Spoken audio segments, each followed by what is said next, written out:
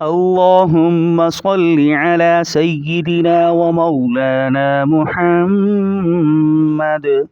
تختی نمبر 11 یعنی 11 چل رہی ہے، اور اس تختی کے اندر سکون یعنی جزم والے حروف کی مشق کی جائے گی، اور اسی کے ساتھ حروف حلقی کون سے ہیں اور حروف قلقلہ کون سے ہیں، اور ہجے کیسے کیا جاتا ہے، رواں کیسے پڑھا جاتا ہے، کون سے الفاظ موٹے کون سے الفاظ باریک، ساری صورتحال آج کے سبق میں بیان کی جائے گی۔ غور سے سنیے گا، انشاءاللہ بہت فائدہ ہوگا۔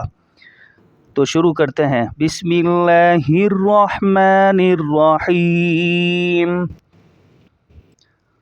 حمزہ با زبر اب، قاف کھڑا زبر قا، اب قا، وقفاً اب قا۔ ہجے میں جیسے پڑھا جا رہا ہے، رواں میں بھی پورے ورڈ کو، پورے جملے کو ایسے ہی پڑھا جا رہا ہے، فرق نہیں ہے۔ پیچھے میں بتا چکا ہوں کہ اینڈ کے لفظ پر اگر کھڑا زبر آ جائے، تو جیسے قاف پر کھڑا زبر ہے، تو جیسے ہجے میں پڑھا جا رہا ہے، رواں میں بھی ایسے ہی پڑھا جائے گا، یا کو چھوڑ دیا جائے گا۔ اب قا، وقفاً اب قا، قاف کو موٹا کریں گے اور کھڑے زبر کو ایک الف کے بقدر کھینچیں گے۔ عین دال زبر عد، نون دو زیر نین، عد نین، وقفاً عدن، وقفاً عدن۔ نون کی دونوں زیروں کو ظاہر نہیں کریں گے جب ہم اسٹاپ کریں گے، ٹھیک ہے۔ عین شین زبر عش، را دو زیر رین، عشرین، وقفاً عشر، عشر۔ را کی دونوں زیروں کو ظاہر نہیں کیا جا رہا، ٹھیک ہے، عشر۔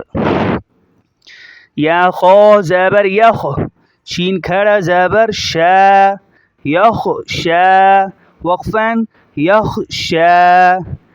پیچھے بتا چکا ہوں کہ اینڈ کے لفظ پر اگر کھڑا زبر آ جائے تو جیسے ہجا میں پڑھا جا رہا ہے، رواں میں بھی ایسا ہی پڑھا جائے گا، مختلف نہیں ہوگا۔